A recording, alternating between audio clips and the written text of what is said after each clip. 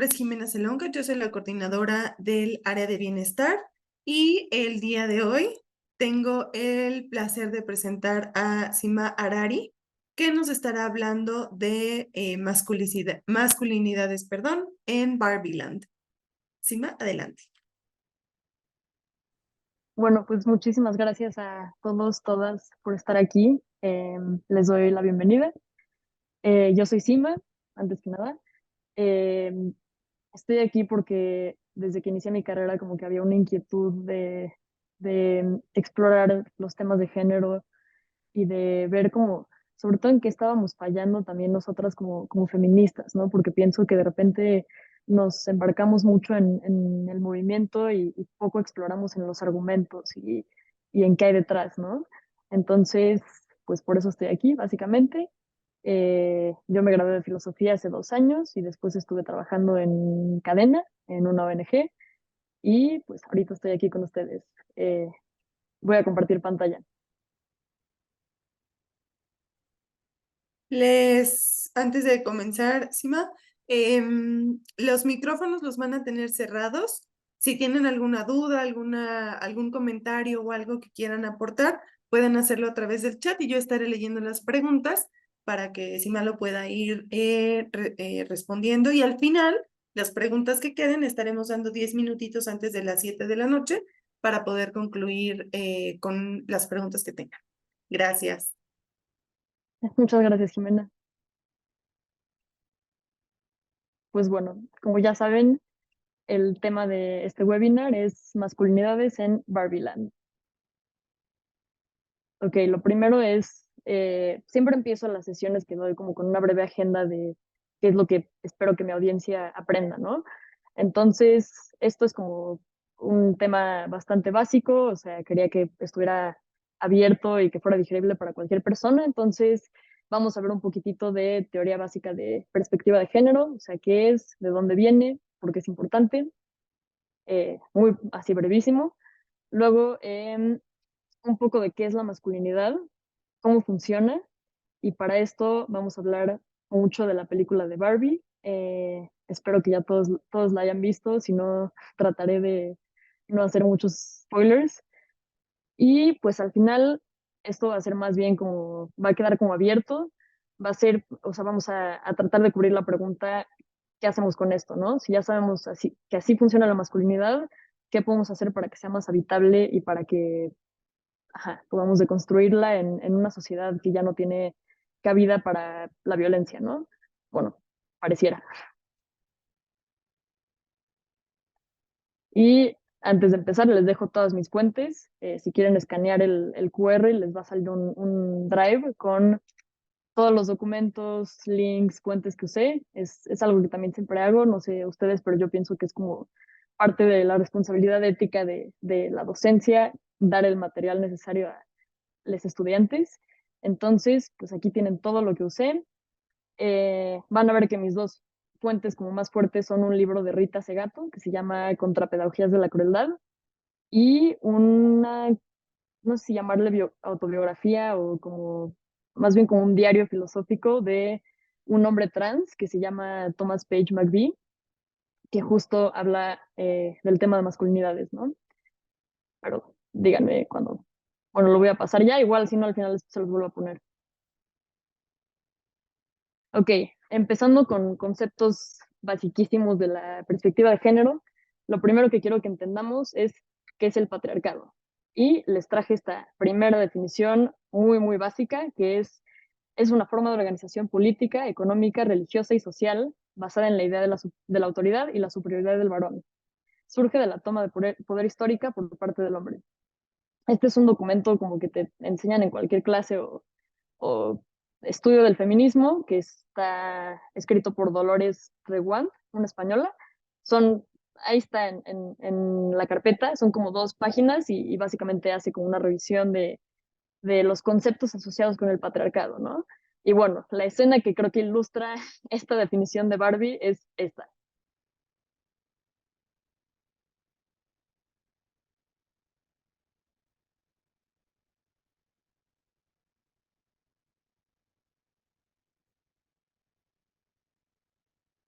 bueno, es, ¿no? La escena cuando llega al board de Mattel y hay puros hombres y ella esperando que fueran mujeres.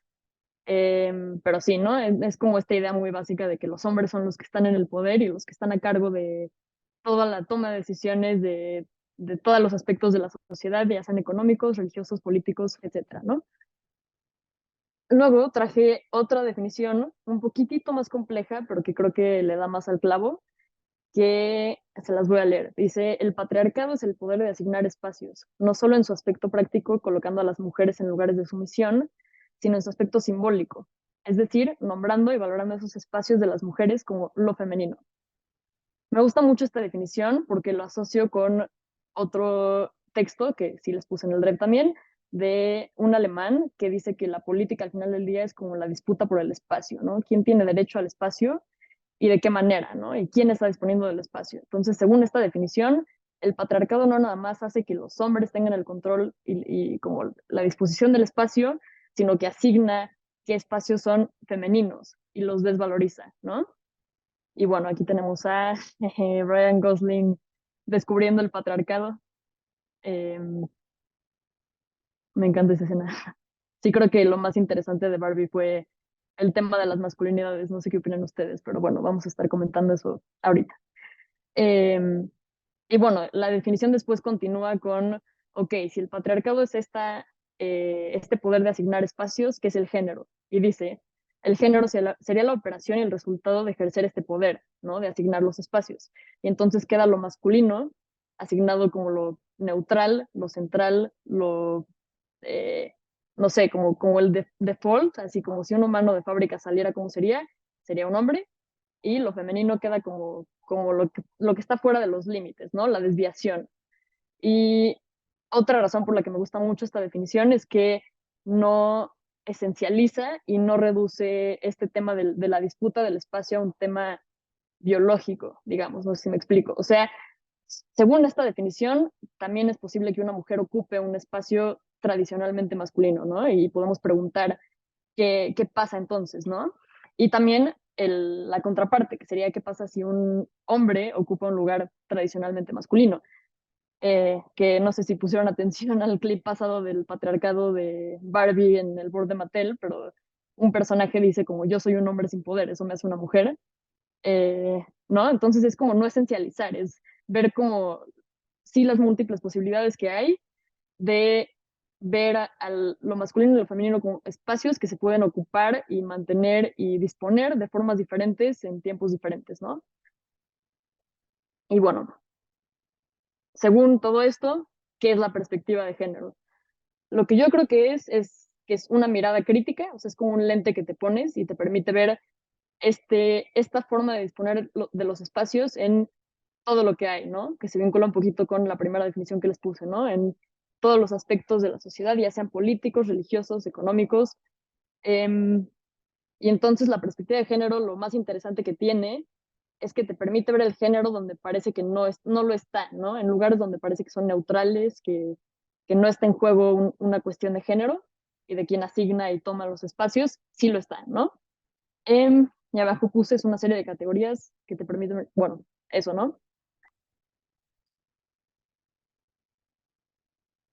Ok, entonces, viendo el patriarcado de esta manera, pueden contestar si quieren en el chat. Yo ahorita les voy a decir mi respuesta, de esto se va a tratar lo que sigue del webinar, pero pues de qué manera el patriarcado, así definido, afecta a los hombres también, ¿no?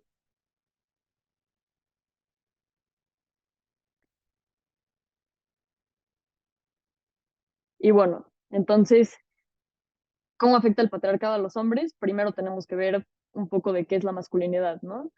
Y vamos a vincular todo lo anterior. Entonces, si entendemos el patriarcado como el poder de asignar espacios, entonces la masculinidad es la suma de los espacios que se han asignado tradicionalmente como masculinos. Sin embargo, el acceso a estos espacios viene con una serie de mandatos. Entonces, o sea, no sé si puedan pensar en ejemplos, pero los espacios como, eh, no sé, la política o los puestos de alto rango que se ven como tradicionalmente masculinos, ajá, pues eso, o sea, toda la suma de esos espacios es lo que constituye a la masculinidad y es lo que hace que como que se construya y se reconstruya en y a través de esos mismos espacios de los que dispone y los que asigna, ¿no?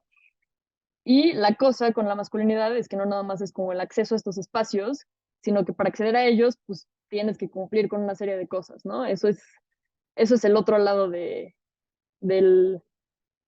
de estos espacios y de la capacidad de acceder a ellos, ¿no? Entonces, justo, el mandato de masculinidad exige al hombre probarse hombre todo el tiempo, porque la masculinidad, a diferencia de la feminidad, es un estatus, una jerarquía de prestigio. Se adquiere como título y se debe renovar y comprobar su vigencia como tal. Es lo que les decía, ¿no? O sea, que acceder a los espacios tradicionalmente masculinos no viene gratis, sino que hay que cumplir con una serie de cosas, ¿no? ¿Qué cosas? Ahorita vamos a ver, pero pues todos saben que tiene que ver con no mostrarse vulnerable, con ser fuerte, con no ser emocional, eh, y pues con toda una serie de cosas que todos podemos pensar como ejemplos muy aterrizados en la vida cotidiana, ¿no? Pero creo que hay una escena del cine que explica así a la perfección, o sea, que representa a la perfección esta cita y esta idea de que la masculinidad debe comprobarse y debe comprobar su vigencia, es esta, se las voy a poner. Es una escena de Entrenando a Papá de Disney, que no sé si la conozcan, pero ahí les va. Es una escena donde el personaje llega con las uñas pintadas a un partido de fútbol americano y vean lo que pasa.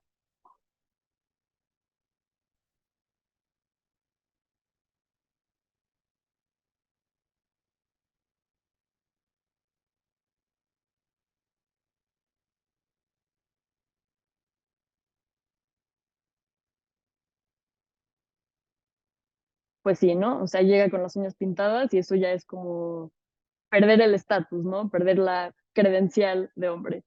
Entonces, no sé si aquí ya puedan empezar a vislumbrar cómo es que afecta el patriarcado a los hombres también, ¿no? Y bueno, mi respuesta a la pregunta es que si bien el patriarcado pone a los hombres en lugares de privilegio y estatus, pues justo la otra cara de ese privilegio y estatus son los mandatos, ¿no? Y aquí vamos a empezar a hablar un poquito de Thomas Page McVie, es un hombre trans, el que les decía que hace como su diario filosófico.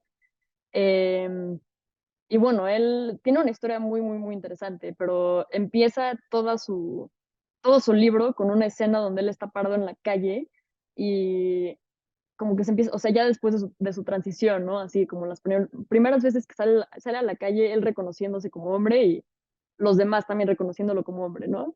Y se empieza a dar cuenta que la gente como que lo ve y nada más quiere pelearse con él, o sea, que en más de una ocasión parece que cualquier interacción con otra persona, sobre todo con otro hombre, puede resultar en violencia, ¿no? Y a él se le hace esto muy, muy, muy interesante y le duele como este cambio, porque antes pues era muy diferente. Em, pero dice como, bueno, si esto es la masculinidad, si la masculinidad implica como este potencial de violencia, ok, entrémosle. Y se metió al boxeo, ¿no? Y en el boxeo, pues aprende muchas cosas y de hecho empieza como a deconstruir su masculinidad a través de eso y construye como una comunidad a partir del boxeo, que es muy, muy, muy interesante, se las recomiendo mucho. Pero bueno, esta es una cita de uno de los primeros capítulos, donde apenas le está como apenas entrando a la cabeza todo lo que implica este cambio, ¿no? Y dice, las reglas que ahora regían mi vida no eran precisamente futuristas. No dejes que te dominen, no pidas perdón cuando es a ti a quien están molestando. No te hagas de menos. No le sonríes a los extraños. No muestres debilidad. Y pues sí, ¿no? O sea, tristemente muchas de las presiones que viven los hombres día a día de pues, comportarse como hombres de verdad, ¿no? Que puede ser muy doloroso y puede impedirte muchas cosas, ¿no? Entre ellas la vulnerabilidad, que pues, es una parte esencial de la vida, ¿no? Y de ser feliz. Em, y bueno, aquí les dejo la foto de él. Ok, aquí creo que esto es lo que me parece más interesante de todo lo que dice Rita Segato. Rita Segato es una antropóloga, es la que les digo que es como mi fuente más fuerte para esta presentación. Em, pero ella habla de, ok, ya establecimos que la masculinidad implica mandatos, ¿no? Que, o sea, ¿cómo se refuerzan esos mandatos? ¿Qué onda con eso? Y lo que dice ella es que no se refuerzan nada más como por este impulso de violentar o de subsumir a las mujeres, de asignar los espacios femeninos como los espacios subyugados, que parecería que esa es la primera motivación, ¿no? O sea, no nada más afirmarte a ti mismo como hombre superior, sino subyugar a una otra edad, ¿no? Y lo que dice ella es que hay un eje de la masculinidad que las feministas no hemos sido buenas en reconocer, y es el horizontal, ¿no? No nada más el vertical, como les decía, como hacia abajo entre mujeres, hombres, digo, hombres, mujeres, sino entre pares, ¿no? Y ella acuña este concepto que se llama la cofradía de machos, que sí, es como ajá, estos grupos de hombres que están todo el tiempo como asegurándote de que tu credencial de hombre permanezca vigente, ¿no? Y eso es lo que asegura que puedas seguir accediendo a los espacios masculinos, que son los espacios de privilegio y de estatus por sobre las mujeres, ¿no? Y lo que dice Rita Segato de la cofradía de machos es que la lealtad es su valor central y que tiene una jerarquía interna, ¿no? Entonces que no nada más es demostrarte como hombre, sino demostrarte como el más hombre de los más hombres, ¿no? Y eso, pues obviamente lleva, pues, además de las presiones para los hombres, pues potencialmente violencia, ¿no?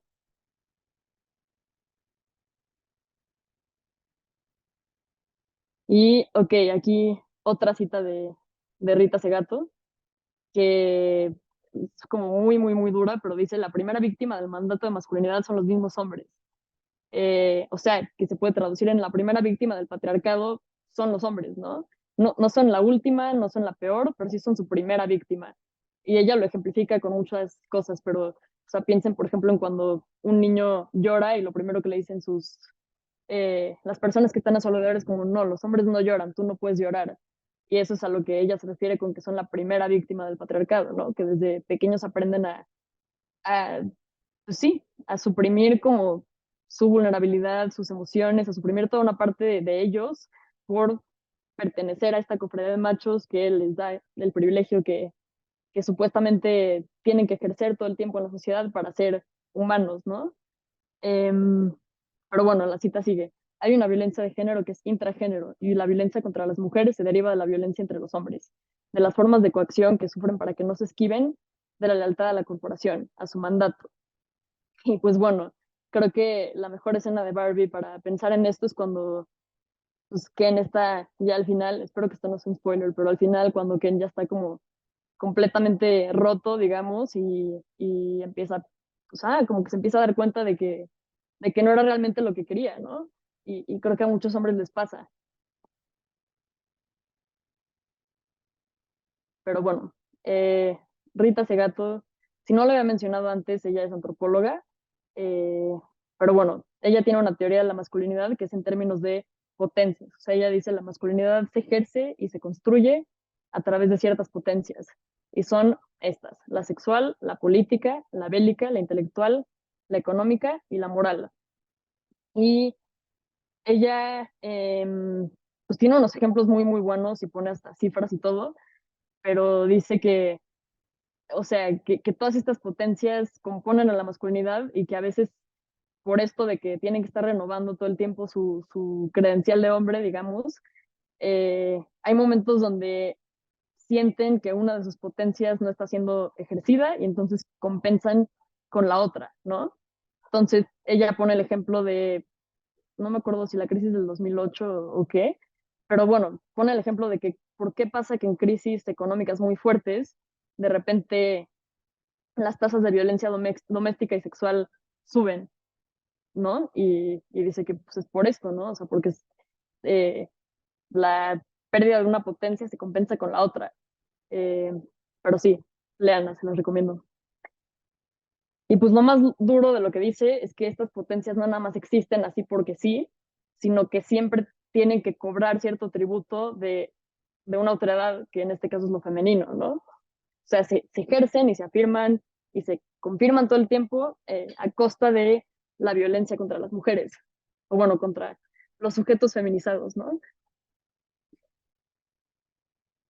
Y bueno, vamos a ir viendo una por una de las potencias y cuál es su, creo yo, peligro y o sea, cómo se explican, qué ejemplos tienen, sí, pero bueno, la potencia sexual eh, puse estos tres puntos. Primero está ligada con la heterosexualidad, que creo que es muy claro, o sea, todos o sea, esto es muy claro, por ejemplo, en cómo se usa la palabra puto y puta en referencia, ¿no? O sea, cuál es la diferencia de definiciones.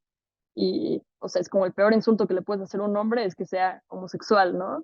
Y el peor insulto que le puedes hacer a una mujer es que sea eh, sexualmente disponible, ¿no? Para los hombres. Em, entonces, sí, como este mandato de que los hombres persigan y, o sea, persigan y lo hagan agresivamente el sexo con mujeres, ¿no? Y que tener sexo con mujeres los hace, sí, estar dentro del mandato de masculinidad y sí renovar su credencial de hombre, ¿no? Y Rita Segato, a ella le interesa mucho la violencia, tiene un libro sobre Ciudad Juárez, eh, donde habla mucho de la violación, ¿no? Y lo que dice de la violación es que es un ejemplo de violencia expresiva, es decir, que no es una violencia que busca cumplir cierta función o, ajá, o sea, no es una violencia que se use como medio, sino que es un fin en sí mismo y el fin es nada más mostrar que puedes, ¿no? O sea, te violento porque puedo y ese es el fin último, es como solo comunicar mi poder y es como marcar territorio, ¿no? Eh, sí. Y bueno, yo lo que creo de esta potencia es que al final resulta también un poco, digo, obviamente es obviamente muy dañina para las mujeres, pero también resulta peligrosa para los hombres, porque en este mandato de que todo el tiempo tienen que tener sexo y de que sí deben perseguir el sexo con las mujeres y que tenerlo los hace más hombres, pues ustedes saben que los hombres también están expuestos a la violencia sexual, ¿no? Y este mandato de siempre tienes que tomar la oportunidad de hacerlo, siempre tienes que buscarlo, ¿no? Creo que a veces impide que reconozcan cuando existe algún tipo de violencia, ¿no? Ya sea a manos de un hombre o de otra mujer, especialmente de una mujer, ¿no? Hay hay una serie que se llama A Teacher, que se les recomiendo, que es justo una ilustración de qué pasaría si se invierten los papeles, ¿no? De en qué pasaría si la mujer es la violentadora y el hombre es el violentado. Y me parece una serie muy, muy, muy interesante. Una de las cosas que me parecen interesantes de ella es que muestra cómo el personaje principal, que es como al que... Ajá. O sea, bueno, el caso, se los narro muy brevemente, es que él es un chavo de secundaria y hay una maestra que a todo el mundo se le hace guapísima y la maestra en cierto momento le hace, o sea, le hace saber que pues quiere una relación sexual con él, ¿no? Y él acepta y sigue aceptando como continuamente en un lapso de bastante tiempo. Y yo creo que se envuelve mucho con este mandato, ¿no? O sea, porque además siempre tiene como la presión de sus pares de, no la presión así explícita, pero sí como la aprobación, ¿no? De que, ay, qué padrote eres, ¿no? Tuviste sexo con la maestra, eres el más hombre de entre nosotros porque lo hiciste, ¿no? Entonces él ahí como que está atrapado entre esta aprobación de sus pares y esta sensación de que lo están violentando, ¿no? Pero bueno, véanla. Luego está la potencia bélica, que creo que se refiere a muchas cosas, se refiere como a esta capacidad de crueldad, se refiere a esta capacidad pues, también de violencia, y a esta capacidad como de mostrar que, que tienes la piel gruesa, ¿no? No sé cuál es el equivalente de esa expresión aquí en México, pero bueno. Em, sí, y lo que dice Rita Segato se me hace muy interesante porque sí habla tal cual de la formación militar de los hombres, ¿no? Y ajá, de la historia militar de los hombres, y justo dice que es parte de la historia de la masculinidad, ¿no? Todo lo que tiene que ver con pues, soldados, ¿no? Con guerra, etcétera. Y bueno, les voy a leer la cita. Dice, esta formación del hombre está fuertemente asociada y fácilmente se transpone a la formación militar. Mostrar y demostrar que se tiene la piel gruesa, encallecida, desensitizada, que se ha sido capaz de abolir dentro de sí la vulnerabilidad que llamamos compasión y por lo tanto que se es capaz de cometer actos crueles con muy baja sensibilidad a sus efectos. Todo esto forma parte de la historia de la masculinidad, que es también la historia de la vida del soldado. Pues ahí está, ¿no? No lo pudo haber dicho mejor, pero pues fíjense qué fuerte, ¿no? Em, no sé si hayan visto muchas películas de guerra, pero yo he visto algunas y en todas hay una escena donde uno de los superiores le pide a uno de los soldados como recién egresados, digamos, que vaya y case a un animal, ¿no? Ya sea un perro o un conejo o algo, ¿no? Y es una escena así como súper emotiva donde el soldado raso, digamos, tiene que pensar si va a matar al animal o no. Eh, y no sé, creo que es eso a lo que se refiere Rita con la pedagogía de la crueldad, ¿no? Como a este enseñarte que tienes que pues, dejar a un lado la compasión, dejar a un lado tus sentimientos para hacer lo que se tiene que hacer. Em, sí, em, sí me he topado con hombres que de repente dicen tener este argumento en contra del feminismo, de que a las mujeres nunca se nos mata en combate, ¿no? O sea, que las fatalidades de combate son mayormente hombres y que eso a nadie le importa, ¿no? Que nadie está hablando de eso, porque no hay un día del hombre como el 8 de marzo si mueren más hombres que mujeres. Y bueno, yo aquí diría como, no, sí nos importa y sí estamos hablando de eso, nada más que estamos diciendo que es parte del mismo sistema que violenta a las mujeres también, ¿no? Tú lo estás viendo como algo separado y es lo mismo. Em, pero sí, sí nos importa, sí estamos hablando de eso, pero no en los términos en los que ellos quieren oírlo. Digo, a veces creo que ese argumento no lo hacen con muy buena fe, ¿no? Pero bueno, luego está la potencia política, eh, que pues justo es la potencia de manejar y tomar las decisiones en una sociedad. Eh, y bueno, Rita Segato lo pone también muy interesante porque dice como no nada más ellos toman las decisiones, sino que si tú como un grupo de la diversidad quieres formar parte en esto, tienes que hablarles a ellos en su lenguaje, ¿no? Tienes que hablar en el lenguaje de la masculinidad. Eh, que sí, bueno, la cita dice, es ante el sujeto masculino, blanco, propietario, letrado y pater familias que las diferencias deberán gestionar su inscripción en la ley y en la política, y tendrán que hacerlo en el lenguaje de aquel, imitando su gestualidad y sus modos, adoptando sus rituales. Pues sí, es muy fuerte, ¿no? O sea, luego este argumento de no salgan a marchar y no pinten monumentos porque esas no son formas, diría que viene mucho como de esta potencia, ¿no? Y del querer como pues, gestionar las diferencias de una manera que parezca aceptable, no para la gente ni para la sociedad, sino para la masculinidad y lo que implica. Y después lo que dice aquí abajo, el ADN del Estado es masculino, pues sí, es fuerte y pues hay muchísimos análisis de las legislaciones, de las leyes, últimamente se puso en moda el sistema carcelario y el punitivismo, entonces también se analiza mucho desde ahí.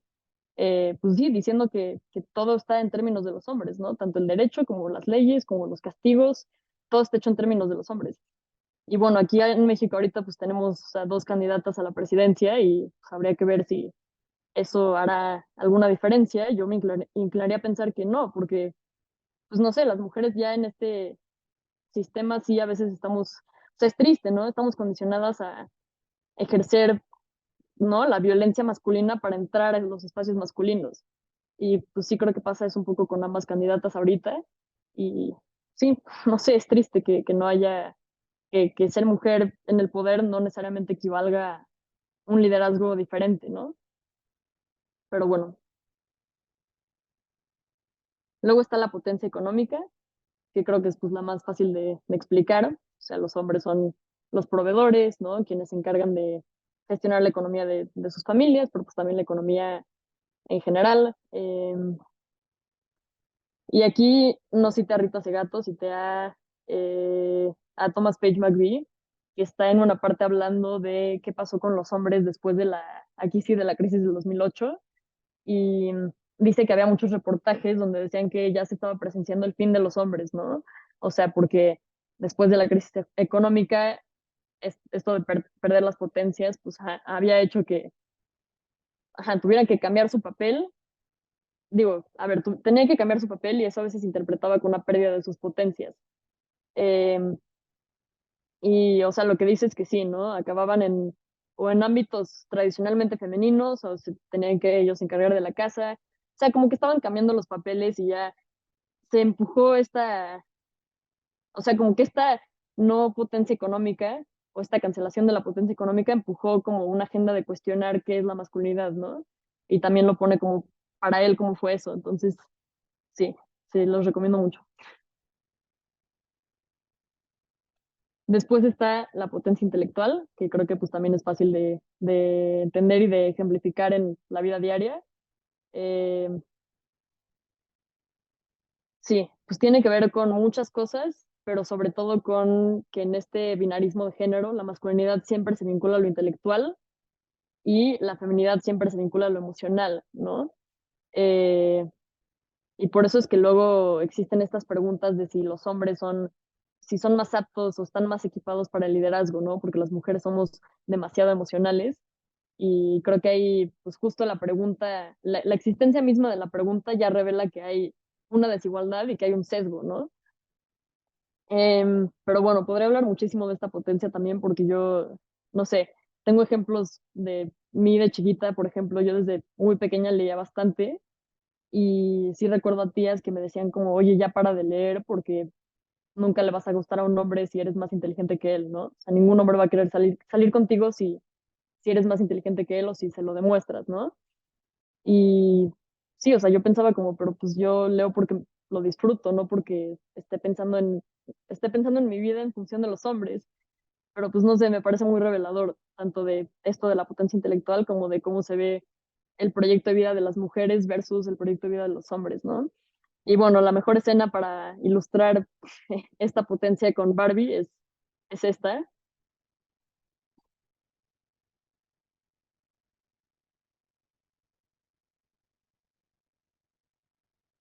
Es de la parte de la película donde los Ken ya están como gobernando Barbie Land.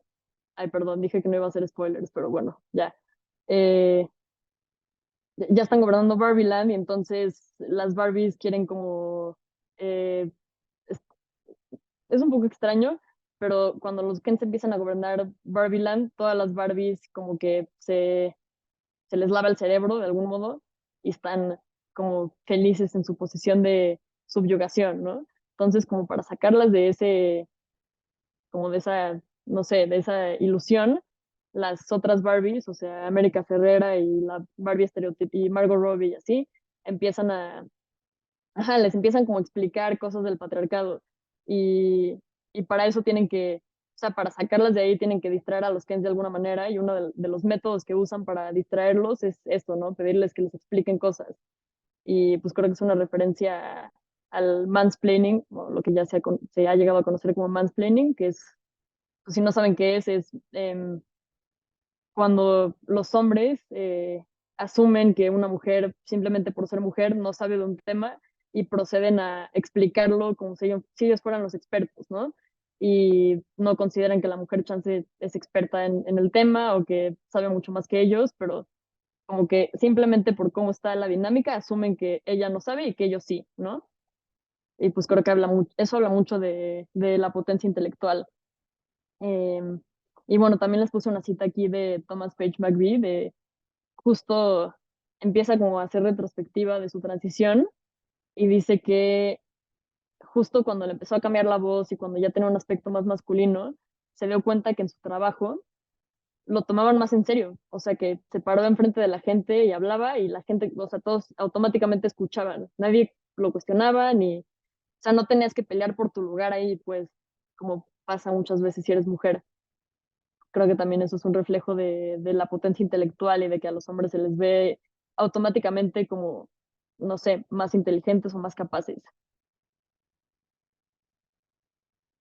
Y finalmente está la potencia moral, que pues creo que esa es la más complicada. Rita Segato sí le dedica bastante a esta potencia. Em, pero bueno, de lo que trata es de que básicamente el orden moral de la sociedad actual está como todo puesto sobre la base de que lo masculino es lo superior, ¿no?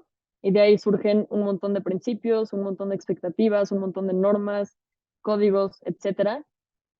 Y, o sea, lo que dice Rita Segato es, bueno, en esta parte del libro que cité, ella está hablando de los mitos como de origen, por ejemplo, no sé, Adán y Eva, y dice que justo estos mitos, en el caso de Adán y Eva, lo que representan es que la subyugación de la mujer como un castigo es lo que da orden, lo que da origen a la humanidad, ¿no? O sea, en ese momento donde se decreta, creo que literal la Biblia sí dice así como, y a partir de ahora tus castigos son los dolores del parto y ser obediente a los hombres, ¿no? Y lo que dice Rita Segato es que justo esto representa como, ok, ya ahora que las mujeres están subyugadas, entonces se crea la sociedad y la moral, sobre todo. Eh, sí, ya no les voy a leer la cita, pero es básicamente lo que dice. Y traje aquí el speech final de América Ferrera de Barbie. A ver, creo que está cortito.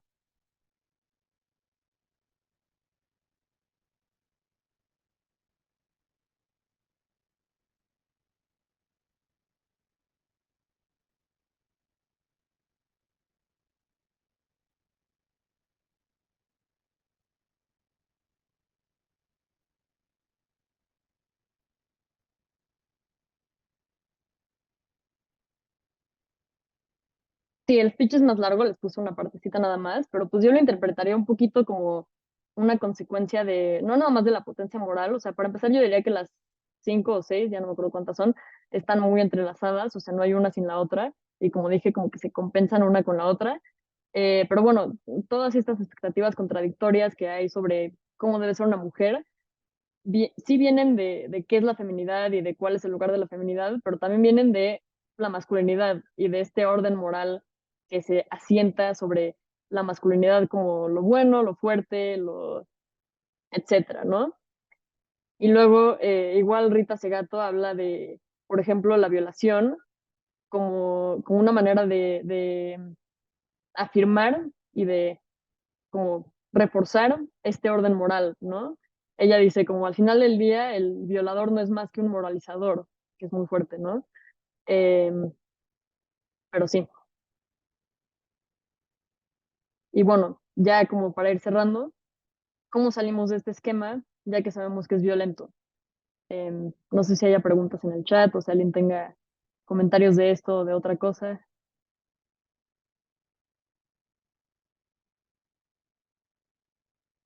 Sí, Maru.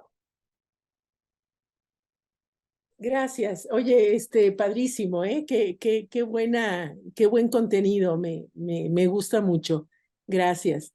Eh, Fíjate que yo tengo una pregunta bueno, tengo muchas, pero tampoco quiero acaparar micrófono. Entonces, una muy específica de la película que la he visto ya dos veces porque me ha encantado. Sí, exacto.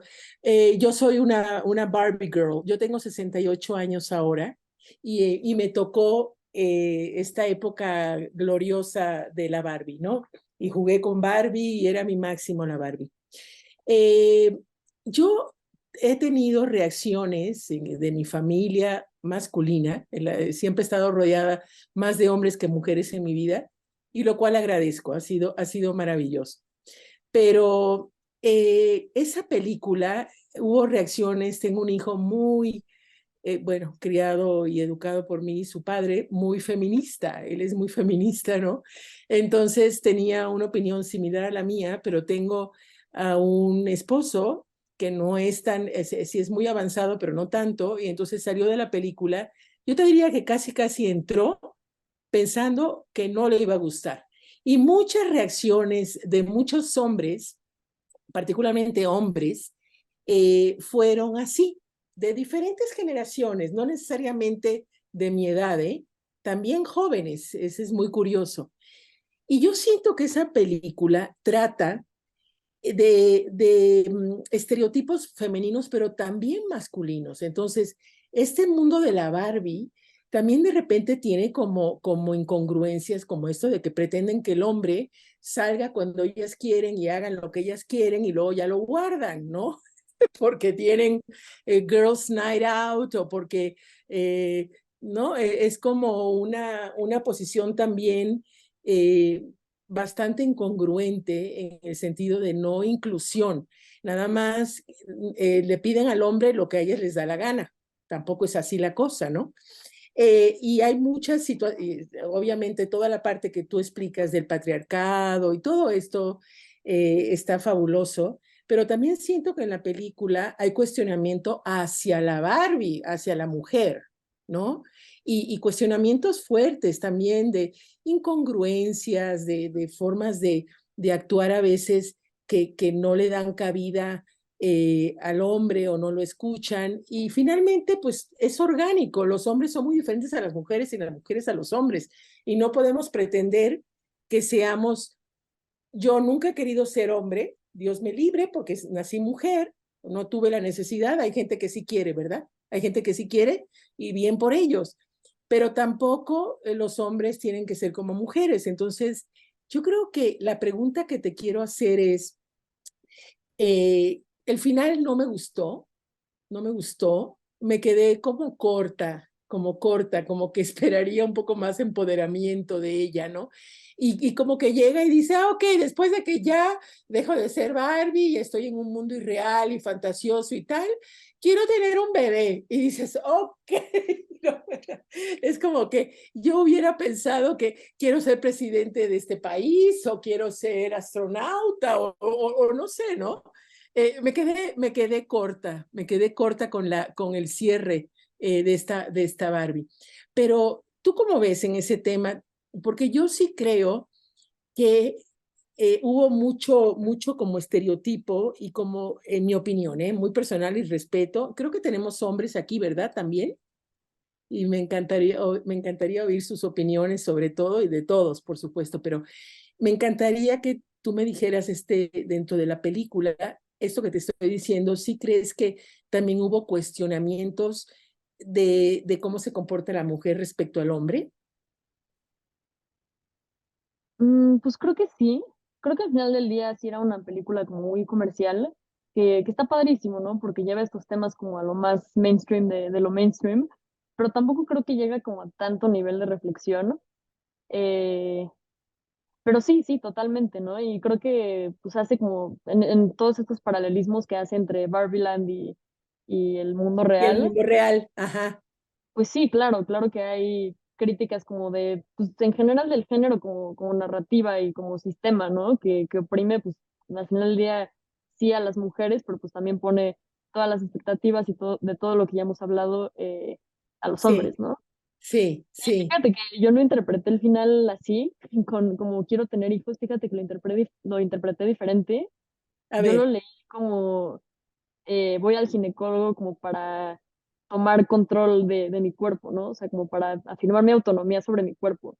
Pero ya, bueno, puede ser que sí, también después leí un poco de la fundadora de Barbie. Ay, sí. se me fue su nombre, Sí, pero la señora mayor que fue la que por su sí, hija creó a Barbie, sí, sí, la judía. Ujú, sí, sí, que según yo ella murió de cáncer de mama. Eh, correcto. entonces, Ah, creo que ese ok. final puede ser como un Ah, pequeño no, ok, vayan al ok. doctor, mujeres, ¿no? No sé. Pero sí, yo también me quedé corta con el final, estoy de acuerdo.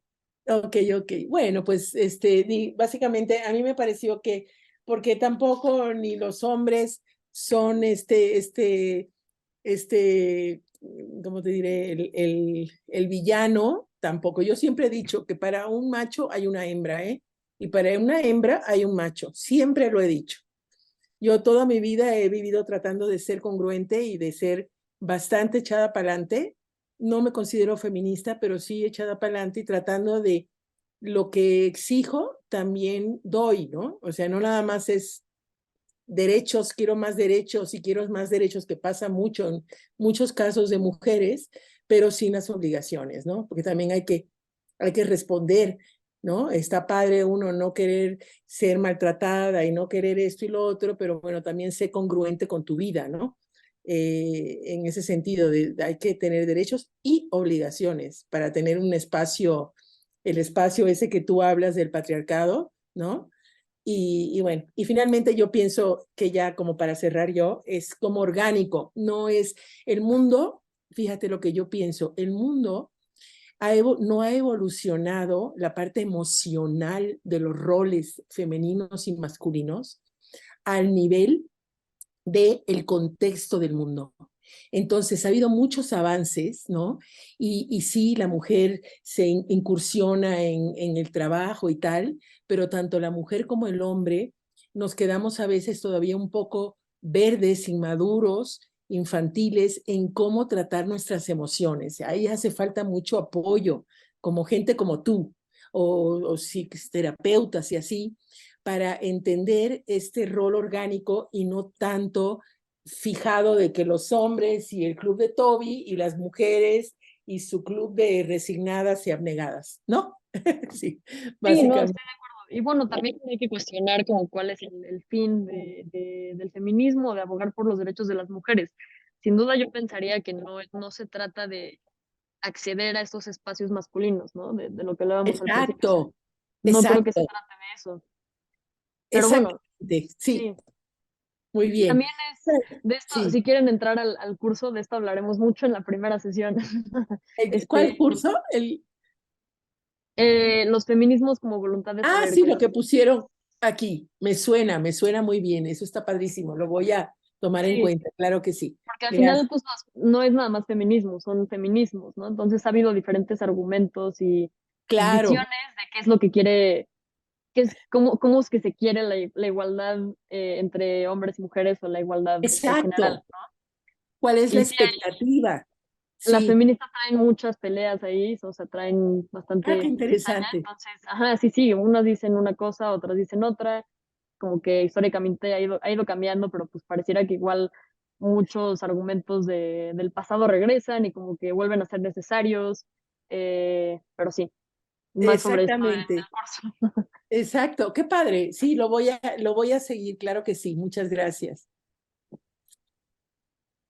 Creo que ya no tenemos más preguntas. Estamos ya sobre tiempo. Tenemos 7 minutitos. No sé si alguien en este momentito, doy espacio por si alguien tiene alguna otra pregunta, pero les comento que en el chat nuestros compañeros de incorporación les están poniendo la liga para que puedan inscribirse al curso de los feminismos como voluntad de saber, miradas entrelazadas de la perspectiva de género. Aquí está, lo pueden encontrar en el chat, pueden dar clic en la liga y ahí pueden conocer más información de este curso y también pueden revisar el tema de su inscripción. Cualquiera de nuestros compañeros de incorporación puede apoyarles para realizar su proceso. Perfecto. Eh, pues sí, me parece que ya no tenemos más ¿No? preguntas. No Va, sé si... entonces voy a cerrar rapidísimo. Perfecto. Eh, ok, pues bueno, a esta pregunta de cómo salimos de este esquema, yo pienso que quienes son responsables de responderla y de pensarla y de trabajarla son más bien los hombres. O sea, creo que los hombres son quienes tienen que pensar cómo les gustaría, cómo quisieran habitar la masculinidad hoy en día. Pero sí creo que del lado de los feminismos también nos ha fallado como traer los temas sobre la mesa, ¿no? Como que sí nos falla hablarle a los hombres. Y Exacto. sí creo que es necesario, ¿no? Y, ok, tengo dos citas breves para ya cerrar ahora sí. Una es de Rita Segato, que dice, los hombres deben entrar en las luchas contra el patriarcado, pero no deben hacerlo por nosotras y para protegernos del sufrimiento que la violencia de género nos inflige, sino por ellos mismos, para librarse del mandato de masculinidad. Entonces sí, muy fuerte. Y Sí. luego otra cita de Gonzalo Bustamante en un podcast que se llama Estética Unisex. Les puse la liga del episodio ahí en los recursos, pero al final del episodio él dice como, es que el feminismo es tan generoso teóricamente que nos ayuda a los hombres a nombrar nuestro dolor, ¿no? O sea, no nada más se trata de liberar a las mujeres o de buscar la Claro. igualdad para las mujeres, lo que sea que eso signifique, sino que, pues sí, ¿no? Por todos los conceptos que hemos visto en esta presentación y por esas reflexiones, también abre el espacio para que los hombres cuestionen qué lugar tienen, ¿no? Y cómo los afecta a ellos. Y pues ya, ahora sí como conclusión, ¿cuáles serían los siguientes pasos? Porque esta fue una presentación como muy básica. Lo primero siguiente sería hablar de un sistema de opresión múltiple, es decir, cuestionar como todas las intersecciones de diferentes identidades que pueden existir, ¿no? Junto con el género, la raza, clase y discapacidad, ¿no? Entonces, visibilizar que no es lo mismo ser un hombre blanco de la clase alta en México que ser un hombre negro que trabaja en las minas en, no sé, Sudáfrica. No es lo mismo, ¿no? No es el mismo tipo de masculinidad y les atraviesan pues temas, problemas, desigualdades muy, muy, muy diferentes. Igual que una mujer blanca no es lo mismo que pues, una mujer que se dedica al trabajo sexual racializada, ¿no? Eh, entonces sí, complejizar, no quedarse nada más en este esquema de masculino y femenino, sino ver cómo se juegan estos espacios realmente, ¿no? Y con qué diferencias. Y bueno, la otra conclusión es que yo he visto mucho en redes y en general así este como paradigma o esta propuesta de nuevas masculinidades. Yo digo que no se trata de eso, o sea, creo que esto de nuevas solo busca como renovarlo, renovar el mandato de masculinidad, pero de una forma distinta. Lo que yo creo que es necesario es que reflexionemos todos juntos, pero en especial los hombres, cómo desmontar este mandato, ¿no? De masculinidad, que ya sabemos que sí es violento como por todos los aspectos que le quieras ver, y ya, eso sería todo de mi parte. Muchas gracias. Claro que sí, gracias. Muchas gracias, Ima. Pues No, de les nada. repito, aquí en el chat nuestros compañeros dejaron el teléfono y la liga para que ustedes puedan conocer un poco más y puedan inscribirse a este curso. Los invitamos. Y si tienen alguna duda, igualmente nuestros compañeros del área de incorporación nos pueden apoyar. Muchísimas gracias a todos por acompañarnos. Hasta la próxima. Que les vaya muy bien, gracias. Gracias igualmente. Hasta luego. Hasta